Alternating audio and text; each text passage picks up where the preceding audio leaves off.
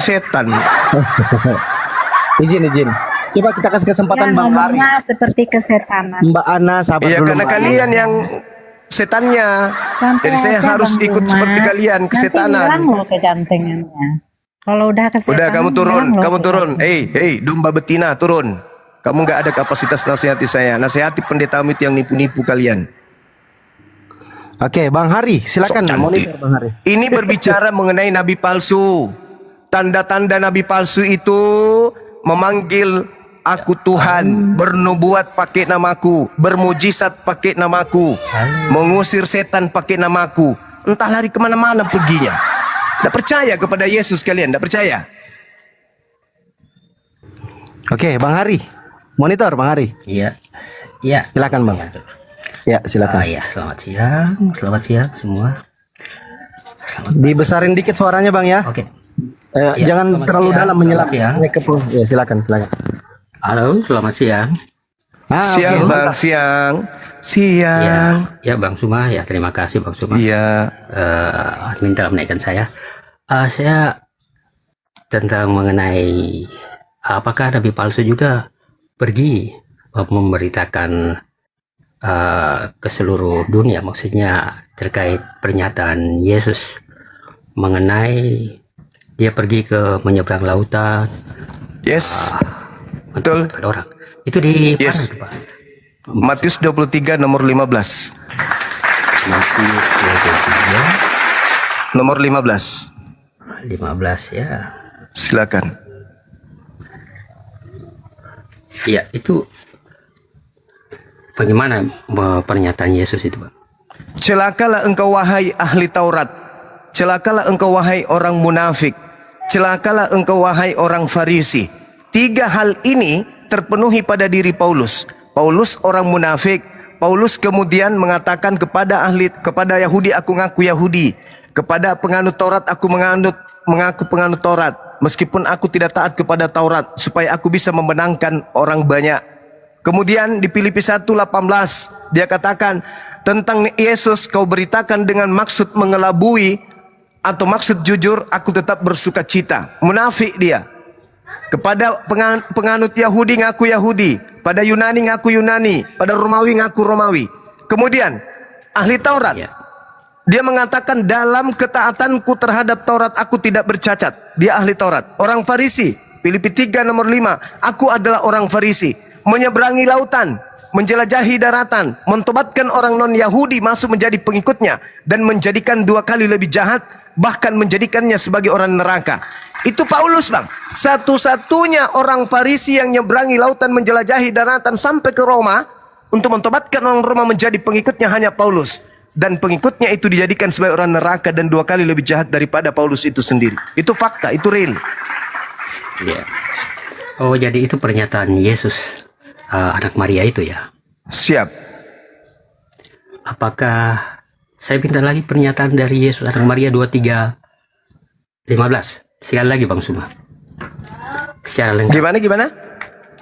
Pernyataan Yesus 23 di Matius 23. Celakalah engkau wahai ahli kitab, celakalah engkau wahai orang Farisi, celakalah engkau wahai orang munafik. Engkau menjelajahi daratan, menyeberangi lautan, mentobatkan orang menjadi pengikutmu. Dan setelah dia kau jadikan pengikutmu, kau jadikan dia orang neraka dan 2 kali lebih jahat daripada engkau.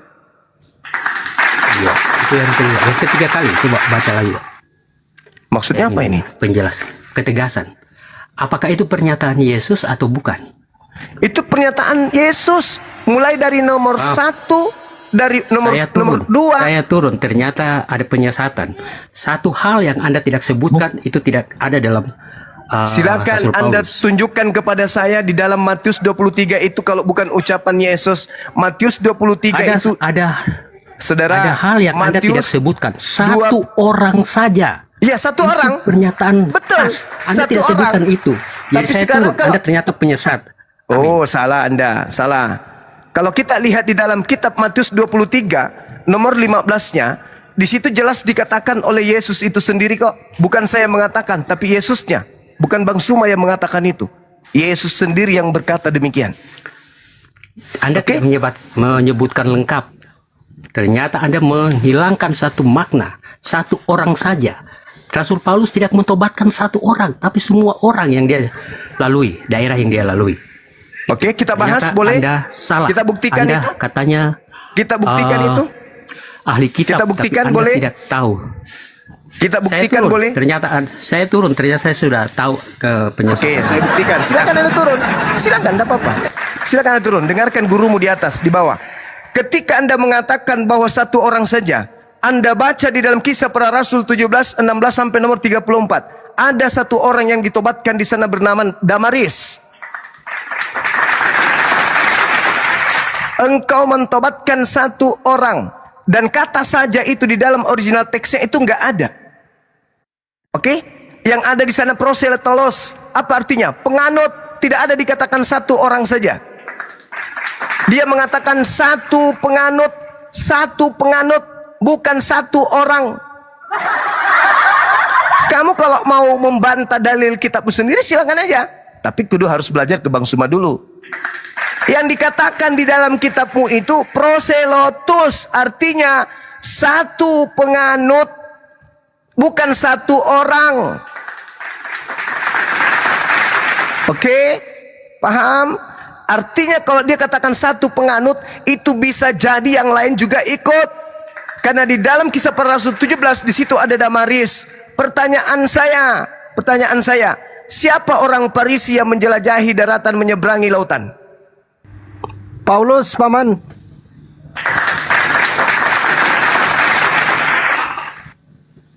Gak bisa kau lari, Dek.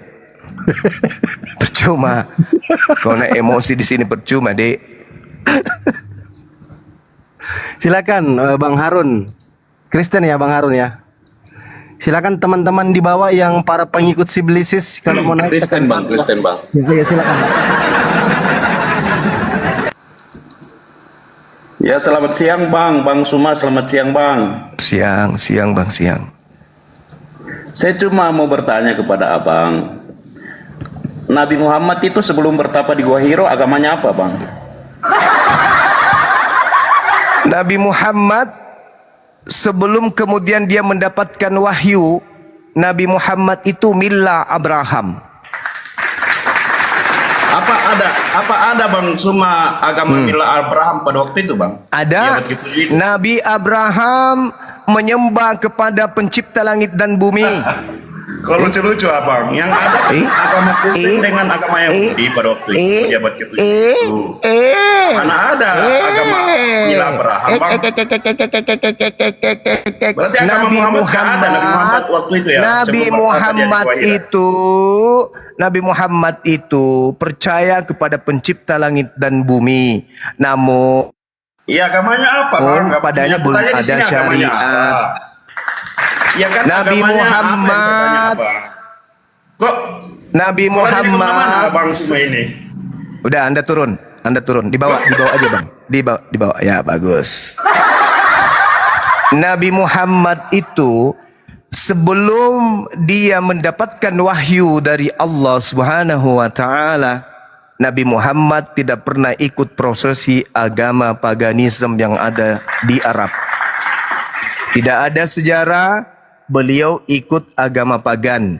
Tidak pernah ikut terlibat prosesi ritual agama pagan. Nabi Muhammad tidak pernah kemudian terlibat upacara-upacara pagan. Tunjukkan data dalil dari Islam atau dari Kristen. Kalau Anda bisa buktikan Nabiku Nabi Muhammad mengikuti prosesi pagan Quraisy. Kenapa saya mengatakan Millah Abraham? Karena ajaran Nabi Abraham alaihissalam menyembah kepada langit dan bumi. Bedanya, Nabiku Nabi Muhammad belum diberikan syariat, hukum-hukum di dalam beribadah dan cara kemudian beribadah kepada pencipta langit dan bumi. Tapi sejatinya beliau tidak menyembah Kristus yang datang mati terkutuk di atas pohon. Oke? Lanjut. Bang Zuba? Silakan. Oke. Bang Reno silakan Bang Reno, tapi sebelum Bang Reno mulai, teman-teman Kristen kalau mau naik yang dibawa tekan 1 ya. Biar kita tahu ada teman-teman Kristen yang mau naik di bawah. Tekan 1. Silakan Bang Reno. Jadi barangkali Pak Desa pada ada saran ini. Iya. Khusus untuk Pandi ya, selaku moderator, jangan biarkan bernarasi di luar pada konteks atau Tema. judul yang disepakat yang tema. Ya karena itu nanti akan jadinya bikin emosi Bang Gurunda ya. Selaku host kita harus tegas. Silakan lanjut. Jadi itu bentuk keputusasaan saudara kita Kristen jadi larinya kemana-mana. Ya, lanjut. Silakan Bang Reno. Selamat siang. Ya, Mau nanya Bang, boleh Bang? silakan. Tapi nanya tentang Nabi Muhammad Bang, boleh Bang? Bagaimana host? Tapi di luar konteks itu mungkin. Ya, apakah diizinkan begitu? Yang penting terkait dengan nabi palsu, silakan. Oh, itu sudah di luar konteks Bang. Enggak, kalau nabi kami palsu berarti Islam ini yang harus dilempar ke neraka. Iya, masalahnya yang saya tanyakan itu kapan Nabi Muhammad menerima wahyu dan siapa yang menyaksikannya seperti itu Bang? Oke. Iya. Nabi Muhammad menerima wahyu itu pada abad ke-7. Ketika beliau menerima wahyu, Roh Kudus datang kepadanya dan tidak ada satu manusia pun yang menyaksikan Roh Kudus datang kepadanya pada saat beliau bertahannuts di dalam gua Hira. Terkait dengan Al-Quranul Karim, dijelaskan di dalam Al-Quran surah An-Nisa ayat 166. A'udzubillahi minasyaitonirrajim. Lakinillah yashhadu bima ansala ilaika ansalahu bi ilmi wal malaikatu yashhadun wa kafa billahi syahida. Tetapi Allah menjadi saksi atas diwahyukannya Al-Quran kepadamu Nabi Muhammad. Allah menurunkan dengan ilmunya dan para malaikat pun menyaksikan hal tersebut dan cukuplah Allah yang menjadi saksi. Sekarang kalau kesaksian manusia saya masih ragu, tapi kalau pencipta langit dan bumi yang sudah menjadi saksi, maka apa yang perlu saya ragukan? Itu yang pertama. Yang kedua, saya tidak hadir pada zaman itu. Tidak hadir saya. Tetapi kebenaran tentang pewahyuan itu bisa saya lihat hari ini. Sama seperti saya tidak menjadi saksi ketika kemudian ibu saya menjadi pengantin baru. Tetapi dengan adanya anak tunggal, kakak saya membuktikan bahwa betul ibu saya itu pernah menjadi pengantin baru. Saya melihat ada kakak saya melihat beliau punya anak. Menandakan meskipun saya tidak hadir pada saat orang tua saya kemudian menjadi pengantin baru, saya belum ada pada saat itu, saya masih berbentuk kemudian embrio, tetapi saya hari ini bersaksi bahwa ibu saya bukanlah seorang pesina, melainkan beliau adalah orang yang menikah bersama dengan ayah saya. Karena saya melihat ada kartu nikah, ada tanda tangan. Begitulah keadaan Al-Quran. Kalau beliau bukan nabi, maka Al-Quran akan Anda dapatkan kemudian kacau di dalamnya. Akan Anda temukan pertentangan di dalamnya. Akan muncul kemudian Al-Quran itu direvisi, dikoreksi setiap zaman. Sama seperti kitab saudara. Tapi karena itu tidak terjadi 1400 tahun silam, Al-Quran tetap bersih, suci, murni sampai hari ini. Maka saya bersaksi, wa ashhadu anna Muhammadar Rasulullah. Aku bersaksi bahwa Nabi Muhammad adalah Rasul utusan Allah. Seibarat orang yang hamil, Bung, Anda tidak menjadi saksi pada saat mereka tidur dengan suaminya. Tapi ketika Anda melihat dia hamil, maka Anda berani bersaksi. Aku bersaksi wanita ini sudah digauli oleh seorang laki-laki. Buktinya dia hamil. Apakah kesaksian Anda bohong? Tidak sama sekali. Itu benar kesaksian Anda itu. Karena kenapa? Wanita ini memang habis digauli sama suaminya. Itu bisa kita lihat bukti. Sama seperti anak yang ada di dalam rahim. Anda bisa membuktikan bahwa wanita itu hamil meskipun Anda tidak hadir pada saat dia bersetubuh, tapi dengan adanya alat USG untuk meneropong kemudian rahim seorang ibu yang ada anak di dalamnya, maka dengan itu dokter bersaksi wanita ini hamil. Wanita ini habis digauli. Apakah kesaksian dokter itu bohong? Tidak. Apa buktinya? Meskipun dia tidak hadir sebagai saksi, dia melihat dengan alatnya bahwa wanita ini sedang mengandung seorang janin. Itulah Al-Quran. Silakan ambil Al-Quran saya, teliti seteliti mungkin, kritisi sekritik mungkin. Kalau Anda menemukan kesalahan di dalamnya, tunjukkan kepada saya sekarang juga. Kalau berkaitan dengan kitab saudara, saya mau bersaksi bahwa itu adalah firman Tuhan. Tidak mungkin, karena kitab saudara tak memenuhi syarat apapun untuk menjadi firman Tuhan.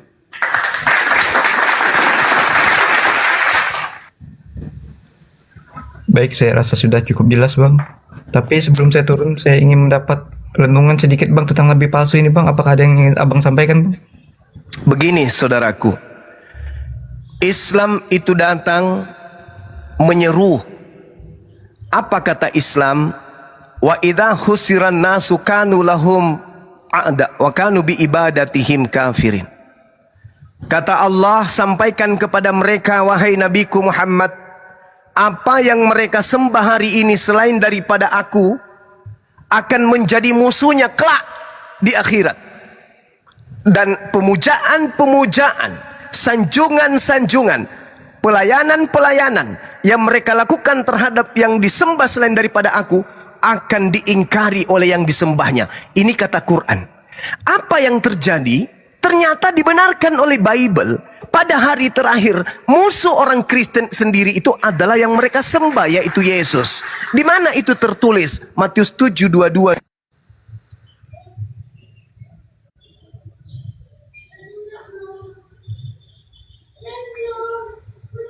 Iya, cek tes. Bang Zuma kena ya? Ntar. Ada Ji? Ada, enggak ada. Udah terpental. Ntar ya. Kalau saya masih ada. Enggak ada suaranya. Ini hilang, ini hilang. Suara Ji tidak ada. Bentar ya, Dek ya. Bang Reno jangan dulu turun ya. Kita tunggu Bang Zuma naik kembali ya. Iya, Bang. Akun dia kena ban. Reno kalau mau bertanya boleh, silakan kalau mau bertanya. Kita tunggu Bang Zuma dulu naik kembali. Sedikit Bang tentang Nabi Muhammad gitu.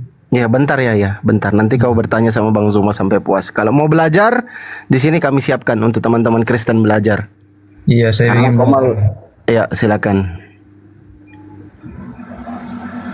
Sembari Kalau menunggu saya Bang boleh Zuma. tahu nih Reno, denomnya apa? Dari Katolik Bang. Oh Katolik, pantas. Kalau Katolik wajar santun. Iya Bang. Kalau Protestan mohon maaf ya. orang-orangnya santun, orang-orangnya sopan-sopan. Betul, Itu kalau orang-orang betul Deng. Iya, kalau yang Protestan itu agak ganas, garang. Memang beda, karena saya banyak kawan Katolik di WhatsApp saya. Saya tahu karakter teman-teman Katolik. Sembari menunggu Bang Zuma, teman-teman ya, semoga bisa menjadi ilmu, memperkuat akidah kita juga teman-teman Muslim di bawah ya. Apa yang dinarasikan Bang Zuma tadi memang banyak manfaat untuk kita, alhamdulillah. Sambil tap-tap layar biar Komal kita kuat. Kita sambil tunggu Bang Zuma ganti akun dulu, karena akun beliau kena tadi. Jadi kalau saya sambil kita menunggu Gurunda, jadi mungkin saya bisa sampaikan kepada Reno ya, ataupun teman-teman yang ada di bawah, bahwa jangan kita langsung menjustifikasi itu Bang Zuma itu adalah membenci saudara-saudara. Itu tidak sama sekali. Beliau hadir itu menyampaikan apa yang tertulis di dalam kitab. Karena Gurunda itu belajar tentang kitab-kitab Anda juga. Seperti halnya juga kita di Muslim, kita terbuka, Al-Quran terbuka untuk kita dipelajari. Bukan cuma sekedar orang Muslim saja yang belajar tentang Al-Quran, tetapi non-Muslim juga silahkan. Baik. Nah, itu juga yang akan dilakukan oleh Gurunda.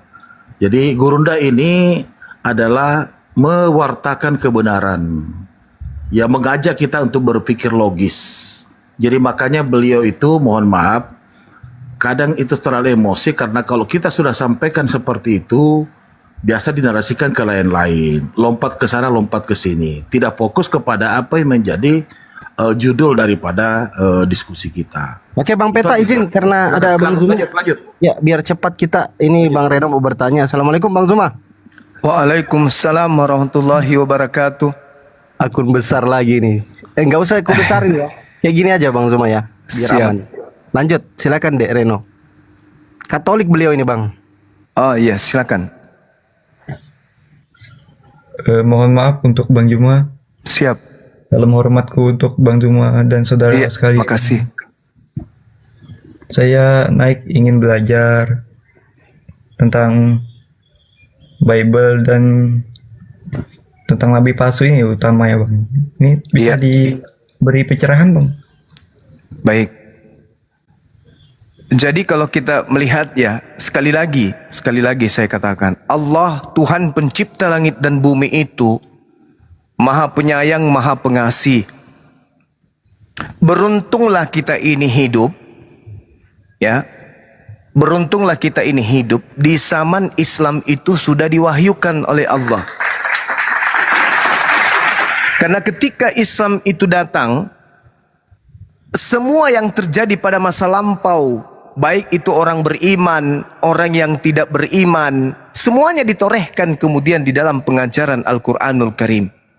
Sama seperti yang saya terangkan tadi, wa idza khusiran nasu kanu lahum a'da wa kanu bi ibadatihim kafirin. Apabila manusia dikumpulkan pada hari kiamat, sesembahan yang mereka sembah itu akan menjadi musuh mereka. Dan apa yang mereka sembah mengingkari pemujaan yang mereka lakukan pada saat hidup di dunia. Itu kata Allah. Nah ternyata hal ini saya temukan di dalam Bible. Yesus mengusir orang-orang yang menuhankan dirinya. Matius 7 nomor 22 nomor 23. Pada hari terakhir nanti banyak orang berseru kepadaku. Kapan hari terakhir ini? Hari terakhir artinya hari penghakiman. Hari penghakiman, hari di mana manusia ditentukan neraka atau surga. Pada hari yang sangat menentukan kehidupan selamat tidaknya orang, di situ orang Kristen malah diusir oleh Yesus. Di hari di mana orang-orang Kristen butuh kemudian penyelamat, hari itu justru menjadi hari kehancuran bagi orang-orang Kristen. Pada hari itulah aku akan berterus terang kepada mereka, enyahlah daripadaku, kalian semua adalah pembuat kejahatan. Ini jelas. Oleh karena itulah kami Islam datang menyampaikan, wahai saudaraku, Al-Quran saya mengatakan, innal ladhina kafaru min ahlil kitabi wal musyrikina fi nari jahannam khalidina fiha ulaikahum syarrul bariyah. Wahai orang-orang kafir, Al-Quran mengatakan kalian semuanya akan masuk ke dalam api neraka. Apakah saudara-saudara Kristen percaya itu? Pasti ditolaknya. Sementara misi kita adalah menyelamatkan teman-teman kita ini. Maka ketika Al-Quran disampaikan ditolak, maka kita pelajari Bible, kita sampaikan melalui Bible bahwa kalian itu sebenarnya bukan pengikut Yesus. Kalian itu adalah anti Yesus. Karena Yesus itu berkata, aku diutus hanya kepada domba yang sesat dari umat Israel. Matius 10 nomor 5 nomor 6. Aku diutus hanya kepada domba yang sesat dari umat Israel saja. Apakah Anda percaya kepada Yesus itu? Pengakuan Yesus? Percaya. Kalau begitu, kalau Anda percaya kalau dia utusan hanya untuk Bani Israel, Anda sendiri Bani Israel atau bukan? Bukan. Loh, kenapa Anda mengatakan Anda pengikutnya? Jadi yang benar itu polanya umat Islam. Apa polanya umat Islam? Umat Islam diwajibkan hukumnya beriman kepada para nabi. Umat Islam diwajibkan beriman bahwa Yesus, dalam hal ini Nabi Isa, itu adalah nabi yang diutus kepada Bani Israel. Diutus oleh Tuhan pencipta langit dan bumi. Lagi-lagi keuntungannya menjadi umat Islam adalah ketika Yesus berkata, hidup kekal itu adalah mereka mengenal engkau satu-satunya Tuhan yang benar dan mengenal Yesus Kristus yang engkau utus. Itu imannya umat Islam. Wa isqala Isa bin Maryam, ya Bani Israel, inni rasulullahi ilaikum. Kami umat Islam diajarkan nabi yang datang di tengah Bani Israel lahir tanpa ayah adalah nabi hanya untuk Bani Israel tok. Dan itu Yesus aminkan di dalam Matius 15 nomor 24. aku diutus hanya kepada domba yang sesat dari umat Israel saja. Ketika kemudian ada non-Israel membawa-bawa nama Yesus, ternyata sebelumnya Yesus sudah berkata kepada Bani Israel, wahai Bani Israel, waspadalah kepada nabi palsu yang datang kepadamu menyamar seperti domba, padahal dia adalah serigala yang buas. Dari buahnya kalian bisa melihat mereka. Apa buahnya? 1, memanggil aku Tuhan. 2, bermujizat pakai namaku. 3, mengusir setan pakai namaku. 4, bernubuat pakai namaku juga. Nah, tanda-tanda buah ini itu berada di mana? Rupa-rupanya berada di Kristen. Pada hari terakhir, kata Yesus, pada saat itulah aku akan berterus terang kepada mereka. Enyahlah daripadaku, kalian semua adalah pembuat kejahatan. Syukran, sahabat Kikocat. Nah, pada saat Yesus mengatakan pada hari terakhir nanti aku akan berterus terang kepada mereka, enyahlah daripadaku, kalian adalah semua pembuat kejahatan. Kok bukan saya berarti? Karena hari terakhir itu kan saya tidak ada lagi. Tapi kalau kita mati dalam keadaan Kristen, kita punya anak, kita pasti ajarkan mereka juga menjadi Kristen. Anak kita mengajarkan cucunya, cucunya lagi mengajarkan kepada cicit. Begitu seterusnya sampai kiamat. Maka kitalah penyebabnya keturunan kita ini diusir masuk ke neraka. Tapi kalau hari ini kita bertaubat, meninggalkan ajaran tersebut, maka cucu kita dan keturunan kita akan beriman bahwa Yesus itu hanyalah Nabi, Rasul, utusan Allah, pencipta langit dan bumi untuk Bani Israel. Berarti menurut Yesus, hidup kekal, yaitu hidup di surga. Mereka yang mengenal Engkau, Tuhan yang mengutusku, satu-satunya Tuhan yang benar, dan mereka yang mengenal Aku yang Engkau utus. Siapa itu? Umat Islam. Oh, Kristen juga Bang Suma. Salah.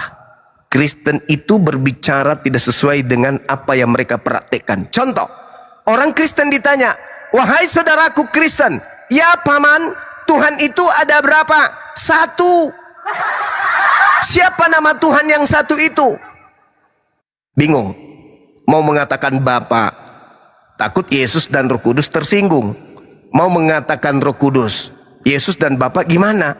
Mau mengatakan kemudian Yesus, Bapa dan Roh Kudus kayak mana? Jadi apa yang menjadi plesetan mereka? Kami beriman kepada Bapa yang 1 tapi 3 pribadi. Bohong, dusta. Sedangkan Yesus sendiri mengatakan, hidup kekal itu mengenal Engkau satu-satunya. Ya kalau 1 ya 1. Yohanes 17 nomor 3. Jangan ditambah-tambahi. Ada yang menjadi manusia, ada yang menjadi burung merpati. Gak ada itu. Kalau konsep ini ditanamkan kemudian, Yesus manusia adalah 100% Tuhan, 100% manusia, maka Roh Kudus mau tidak mau orang Kristen juga harus imani. Apa itu? Roh Kudus adalah 100% Tuhan dan 100% burung merpati. Ayo. Inilah jadinya. Maka Islam datang untuk kemudian mengajarkan kita kepada jalan keselamatan. Apa jalan keselamatan itu?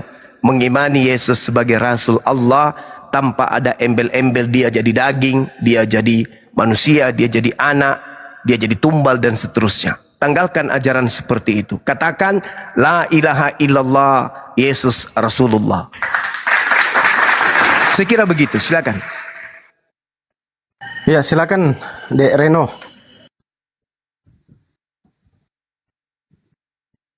Dibuka mute-nya Dek Reno. Iya. Saya rasa sudah cukup jelas ya Bang. Iya. Pertanyaan saya boleh? Satu pertanyaan. Silakan Bang. Relakah Anda terhadap jasad Anda yang begitu Anda cintai? Bangun pagi, sikat gigi, cuci muka, pakai luluran, pakai hand body, minyak rambut, pakai parfum.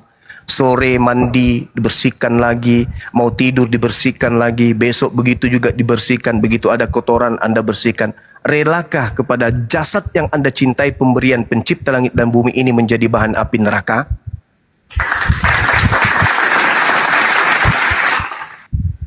Tidak Bang. Kalau tidak rela, maka tanggalkan ajaran yang mengatakan mengusir, bernubuat, dan juga bermujizat pakai nama Yesus. Karena akan diusir. Wah, bohong Bang Suma. Dalil. Pada hari itulah aku akan berterus terang kepada mereka. Engkau semua adalah pembuat kejahatan. Aku tidak mengenal kalian. Kalian semua adalah pembuat kejahatan. Kemana perginya pembuat kejahatan ini? Matius 13 nomor 50. Pembuat kejahatan akan dilemparkan ke dalam api neraka. Kalau saya jadi saudara, siapa yang mau ke neraka? Kalau saya jadi saudara, umat Islamlah tempat kecintaan kepada Yesus sepuncak-puncaknya. Kami mencintainya. Ketika dikasih pilihan, Yesus ditampar. Umat Islam mengatakan setuju nggak? Umat Islam mengatakan tidak setuju. Orang Kristen mengatakan setuju.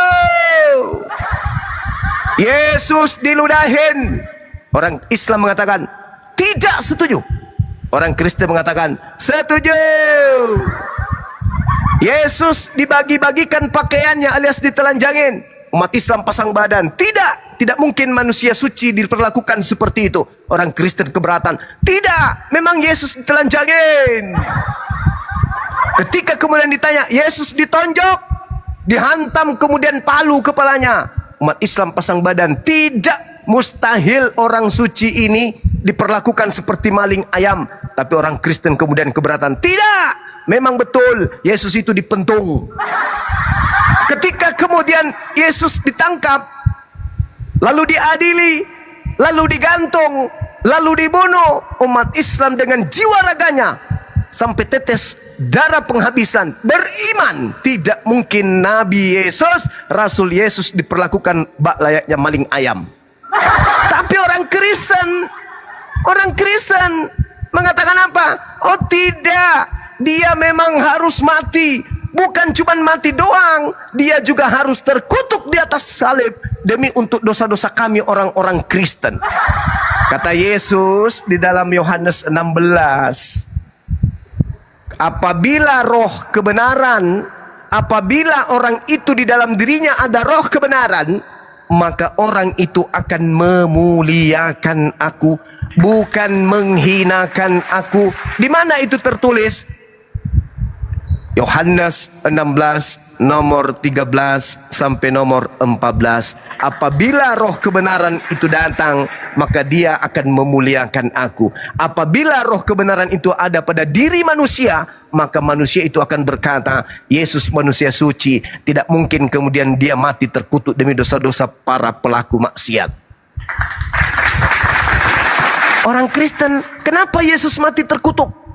Karena dia menebus dosa-dosa kami. Salah.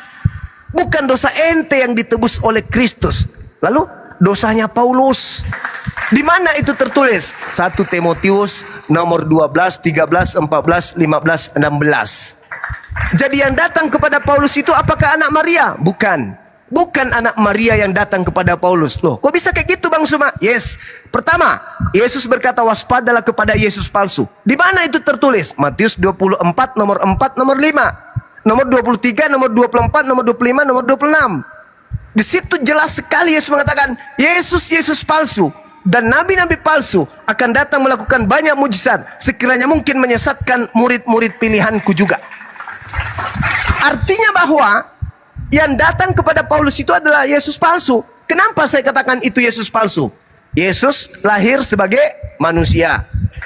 Yesus bermujizat sebagai manusia. Yesus mengajar sebagai manusia. Yesus terangkat ke langit sebagai manusia. Yesus duduk di samping kanan Bapa sebagai manusia. Yesus turun ke bumi kedua kalinya sebagai manusia. Yesus memberikan keselamatan kepada Bani Israel sebagai manusia. Tapi Paulus di dalam Galatia 1, nomor 11, nomor 12, apa yang dikatakan? Aku menerima Injil bukan dari manusia, tetapi dari Yesus. Kok tiba-tiba berubah Yesus ini jadi bukan manusia? Ternyata yang datang itu adalah Kristus palsu yang memakai nama Yesus. Dia akan menyesatkan banyak orang. Mana orang pengikut Kristus yang banyak itu? Ya mungkin termasuk saudara Rino Saputra ini. Saya kira begitu dari saya sebagai penutup. Mudah-mudahan saudara bisa tercerahkan. Kalau ada hal yang kurang silakan dipertanyakan. Demikian. Iya bang. Silakan. Sebenarnya banyak bang yang ingin saya tanyakan, tapi takutnya bang Bima terlalu. Gak apa-apa. Tanya, saya kasih 1000 pertanyaan. Masih ada waktu saya kurang lebih 40 menit. Silakan. Tentang penyaliban ya bang ya. Boleh.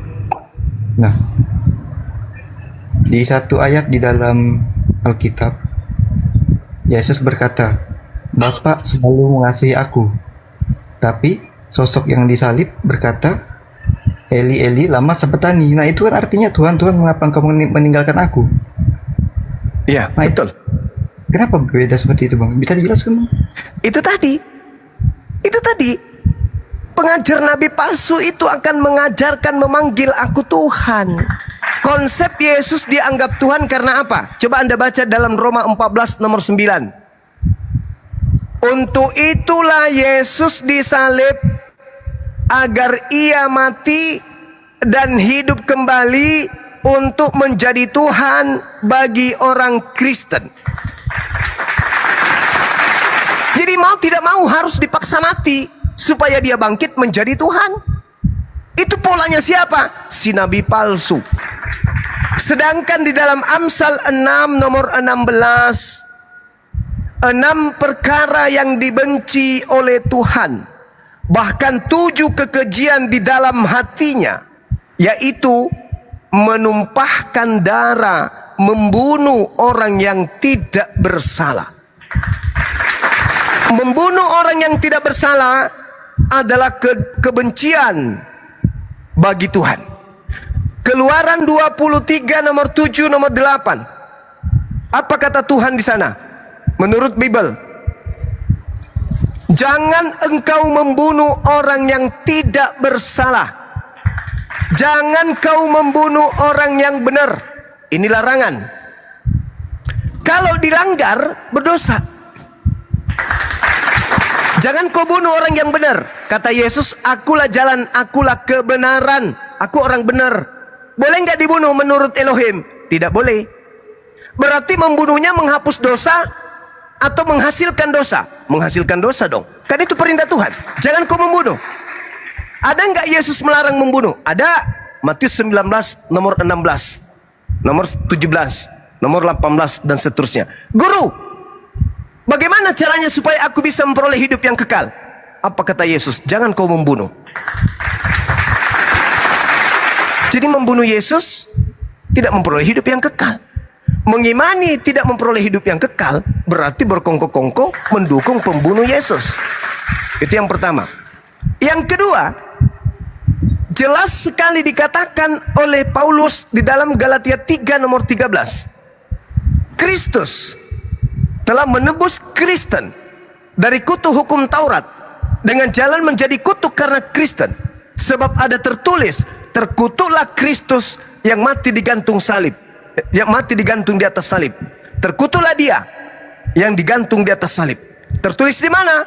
Tertulis di Ulangan 21 nomor 22 sampai 23. Apabila ada orang melakukan dosa yang sepadan dengan hukuman mati, lalu engkau hukum dia, kau gantung dia, jangan kau biarkan mayatnya semalam-malaman. Sebab orang yang dikutuk oleh Elohim, jangan kau biarkan menyentuh tanah yang diberikan kepadamu dari Tuhanmu. Berarti Yesus ini dikutuk oleh Tuhan. Pertanyaan saya, apa dosa Yesus kok bisa dikutuk? Sedangkan yang dikutuk itu di dalam Ulangan 27 nomor 25 adalah orang yang makan suap. Terkutuklah orang yang makan suap. Ulangan 27 nomor 25. Pertanyaannya, siapa yang makan suap? Yesus atau Yudas? Kita nggak boleh kemudian mengingkari dalil-dalil tersebut. Karena Kristen datang dari barat masuk ke Indonesia membawa dua Bible, dua kitab. Kitabnya Yahudi dan kitabnya orang Roma. Dibawa ke Indonesia. Maka dua dalil Bible ini yang harus kita kaji. Terkutuklah orang yang makan suap. Siapa yang makan suap? Yudas. Kemudian terakhir di dalam Matius 12 nomor 38 sampai nomor 40. Apa kata Yesus? Orang-orang Farisi, orang-orang Yahudi, angkatan jahat dan angkatan tidak setia ini minta satu tanda, dan tidak akan diberikan satu tanda apapun selain tanda Yunus. Sebab Yunus 3 hari 3 malam dalam perut ikan, demikian juga anak manusia 3 hari 3 malam dalam perut bumi. Ini tanda untuk siapa? Tanda untuk angkatan jahat. 3 hari 3 malam dalam perut ikan, hari ketiga Yunus keluar dari ikan.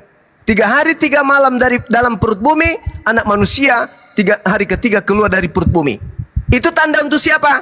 Tanda untuk angkatan jahat. Siapa yang mengajarkan bangkit pada hari ketiga? Itu adalah angkatan jahat. Orang Kristen dibangun dari kebangkitan hari ketiga. Mereka memperingati kebangkitan hari ketiga. Artinya merekalah pemilik tanda angkatan jahat tersebut. Pertanyaannya kepada Bang Suma, apakah ke-11 murid Yesus percaya akan kebangkitan anak manusia pada hari ketiga? Tidak percaya. Ada dalil? Ada. Di mana tertulis Bang Suma? Silakan teman-teman, anak-anak saya yang ada di bawah, yang ada di YouTube, yang ada di TikTok, silakan Anda buka Lukas 24 nomor 9 sampai nomor 12. Murid asli Yesus tidak percaya kebangkitan pada hari ketiga. Serigala-serigala nyamar domba justru menjadikan kebangkitan hari ketiga itu sebagai simbol prosesi acara keagamaan. Saya ulang, tanda angkatan jahat adalah menerima kebangkitan pada hari ketiga. Sedangkan murid-murid asli Yesus tidak percaya kepada kebangkitan hari ketiga. Mana dalilnya murid Yesus tidak percaya kebangkitan hari ketiga? Lukas 24 nomor 9 sampai nomor 12. Saya kira begitu. Berarti murid Yesus tidak percaya kalau yang disalib ini, kalau yang mati ini, kalau yang bangkit dari kubur ini adalah gurunya. Demikian. Silakan. Ya Bang, saya rasa sudah cukup jelas sekali. Lanjut bertanya lagi boleh Bang? Boleh, silakan. Tapi mohon maaf, tapi sekali lagi Bang Jumam, apakah tidak merasa terbebani dengan pertanyaan yang terlalu banyak seperti itu? Enggak. Memang tugas saya itu, Dek. Silakan. Tapi izin, ini pertanyaannya malah cenderung ke Nabi Muhammad gitu. Enggak apa-apa.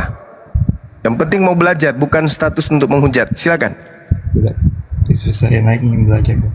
Siap. Bagaimana cara Bang Juma meyakinkan pada saya tentang kitab suci yang dibawa oleh Baginda Muhammad, sedangkan beliau sendiri disebut sebagai orang ummi ataupun tidak bisa membaca? Seperti itu Bang. Baik. Al-Quranul Karim adalah kalimat-kalimat langit yang datang ke tengah-tengah umat manusia. Kalau Al-Quran bisa dikalahkan oleh bahasa manusia, maka Al-Quran bukan bahasa Tuhan. Karena bahasa Tuhan yang paling tertinggi di antara seluruh bahasa. Ketetapan, aturan, hukum-hukum yang tertinggi di atas muka bumi ini adalah aturan Tuhan. Manusia itu tidak ada artinya. Al-Quran kemanapun pergi, tidak bisa kemudian Al-Quran itu tergerus oleh zaman. Al-Quran tidak bisa kemudian tersudutkan oleh keadaan, baik ekonomi, politik, pendidikan dan seterusnya. Al-Quran selalu berdiri kokoh di tengah-tengah hukum yang ada. Al-Quran tidak pernah tunduk kepada hukum apapun. Al-Quran tidak pernah tergerus oleh perkembangan zaman, semodern apapun. Al-Quran tetap tampil sebagai penopang kehidupan manusia dimanapun manusia itu berada. Itu yang pertama. Yang kedua, Nabi Muhammad itu betul, beliau tidak mempelajari hukum Taurat, tidak mempelajari kitab Taurat, tidak mempelajari kemudian Injil, tidak mempelajari Zabur, tidak mempelajari kitab-kitab orang Yahudi. Tapi Nabi Muhammad seketika itu mendapatkan pengajaran tentang Nabi Musa, tentang Nabi Ibrahim, tentang Nabi Adam, tentang nabi-nabi yang lain. Dari mana beliau mendapatkan pengabaran tersebut? Sementara beliau adalah ummi, pemimpin orang-orang yang buta terhadap kitab-kitab sebelum Al-Quran. Dari mana beliau tahu? Kalau bukan dari langit, melalui Roh Kudus, malaikat Jibril alaihissalam yang datang kepadanya. Nah, sekarang permasalahannya adalah kita yang hidup di zaman modern ini didatangkan kepada kita sebuah kitab yang muncul 1400 tahun silam pada bangsa jahiliyah, seorang diri Nabi Muhammad. Nabi Muhammad seorang diri, tidak ada di sampingnya seorang nabi sebagai pendamping. Selayaknya Nabi Musa ada Harun, selayaknya Isa, kemudian Yesus, ada Yohanes Pembaptis. Nabi Muhammad seorang diri.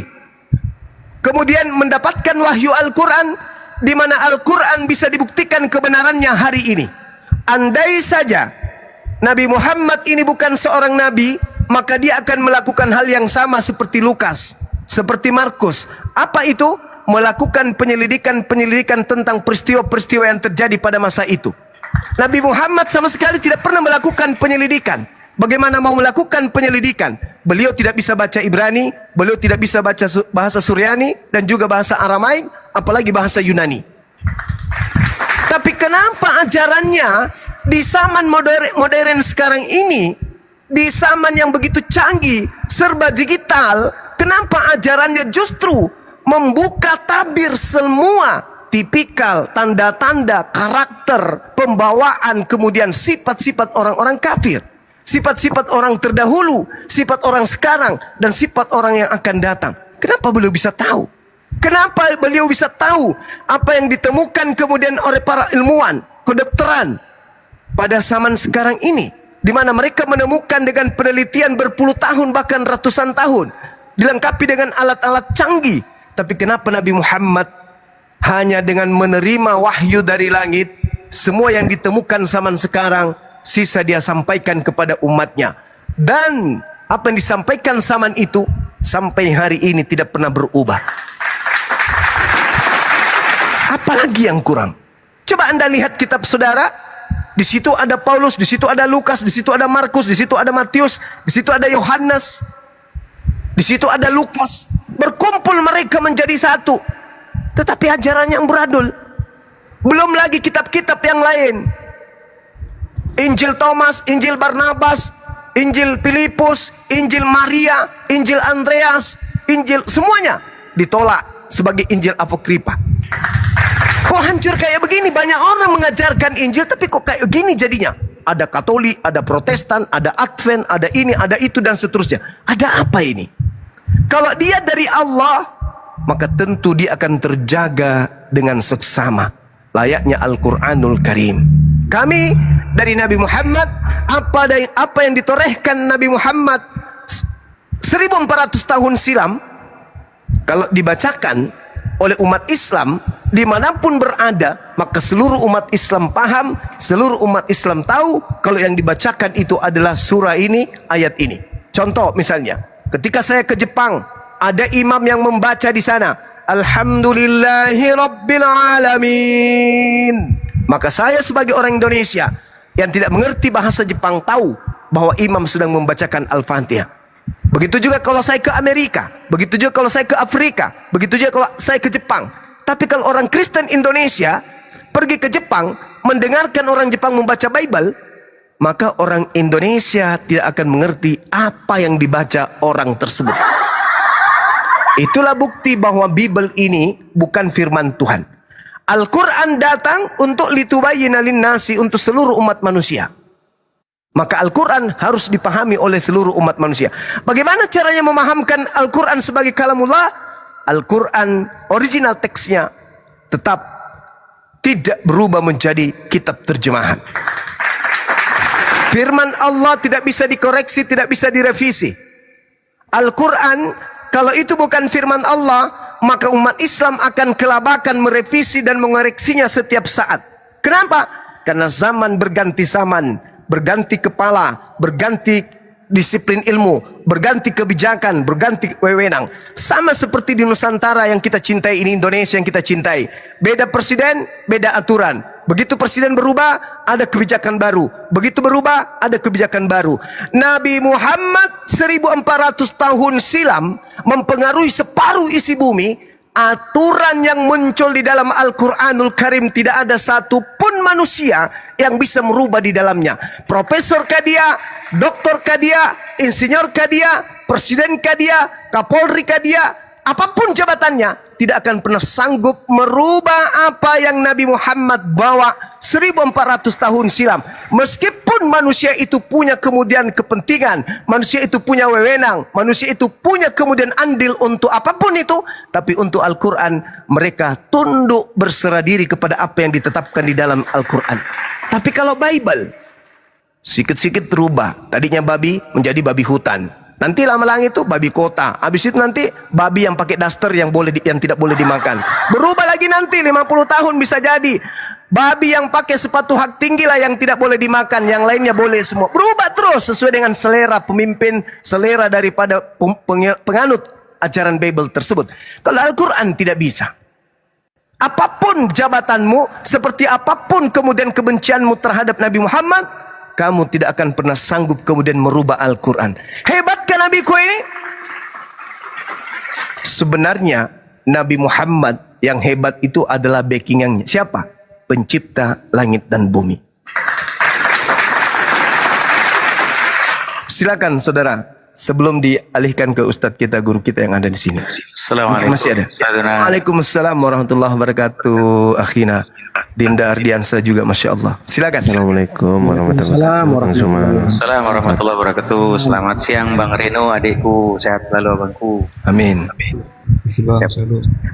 Jadi silakan, dia bertanya tentang apa? Tentang sudut pandang sejarah menambahkan, masya Allah. Silakan Akhina, silakan, masya Allah. Jadi ketika abangku bertanya tentang Ummi, keadaan beliau Nabi besar Muhammad SAW yang tidak bisa baca dan tulis, agar tidak dikatakan bahwa Islam yang beliau bawa adalah hasil contekan dari ajaran sebelumnya, saya akan tambahkan beberapa sudut pandang sejarah Nabi.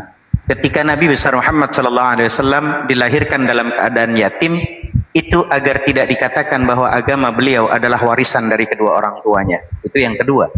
Yang ketiga, Rasulullah SAW terpisah dari keluarganya sejak kecil dan berpindah-pindah asuhan agar tidak dikatakan bahwa agamanya adalah ajaran dari keluarganya. Beliau yang keempat terusir dan meninggalkan kampung halaman, ya, agar tidak dikatakan bahwa ajarannya adalah olahan dari budaya dan masyarakatnya.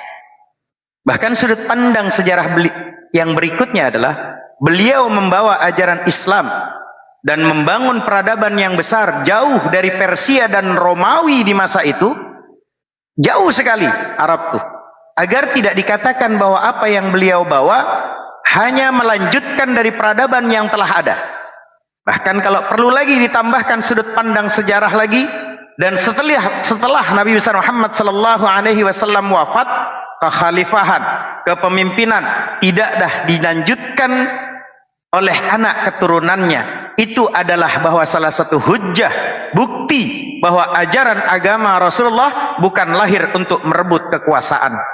Bahkan selanjutnya sudut pandang sejarah, kehidupan beliau terekam secara jelas, ditulis dalam kitab yang berjilid-jilid dan bertonton, menuturkan kehidupan Rasulullah sejak lahir hingga wafatnya, yang mana tidak ada satupun orang yang memiliki jejak digital sebanyak Rasulullah SAW yang terus diburu aibnya, namun tidak bisa ditemukan. Setiap ada tuduhan atas diri Rasulullah, selalu ada jawabannya. Yang terakhir, supaya tidak terlalu berpanjang lebar, salah satu mukjizat beliau abadi, terjaga hingga hari ini, menantang siapapun yang hendak membuktikan kebenaran ajaran dan risalah yang beliau bawa. Bahkan di situ dikatakan di dalam surat An-Nisa ayat 82, wa'iyadu billah bismillah, afala yatadabbaruna al-Qur'ana walau kana min 'indi ghairillah la wajadu fihi ikhtilafan katsira. Maka tidaklah mereka menghayati, mendalami Al-Quran, sekiranya Al-Quran itu bukan dari Allah, pasti mereka menemukan banyak hal-hal yang bertentangan di dalamnya. Beda dengan Bible yang begitu banyak pertentangan di dalamnya. Begitu dari saya. Lanjut teman-teman. Wallahu ta'ala a'lam bishawab.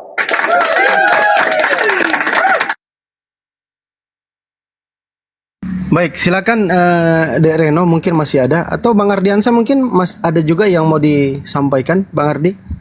Saya cuma minta doanya aja supaya saya lekas sembuh gitu aja. Amin, amin. Ya, teman-teman Amin ya Allah. Lanjut. Oke, silakan Dek Reno. Ada lagi yang mau ditanyakan? 1000 pertanyaan dari Bang Zuma, silakan. Iya, jujur saya tadi sedikit terkejut dengan pernyataan Bang Juma yang mengatakan ketika ada orang Islam yang membacakan surat Al-Fatihah di tempat-tempat asing seperti di Arab ataupun di Jepang, dan luar biasanya orang tersebut mengerti apa yang dibacakan, sedangkan saya membaca Alkitab kepada di luar pulau Indonesia misalnya, orang tersebut nyarisnya tidak mengetahui apa yang saya baca. Dan itu secara tidak langsung memang membuktikan kebenaran dari Al-Quran tersebut.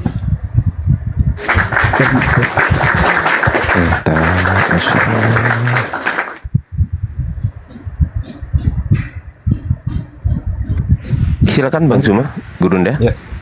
Izin. Lanjut pertanyaan terakhir, apa legitimasi Al-Quran menggunakan bahasa Arab? Apakah saat Allah berfirman kepada Nabi Muhammad, firman itu murni berbahasa Arab seperti itu? Silakan Ustadz Muhammad Hanafi atau Gurunda Zuma. Bang Zuma masih monitor, Bang Zuma? Masih.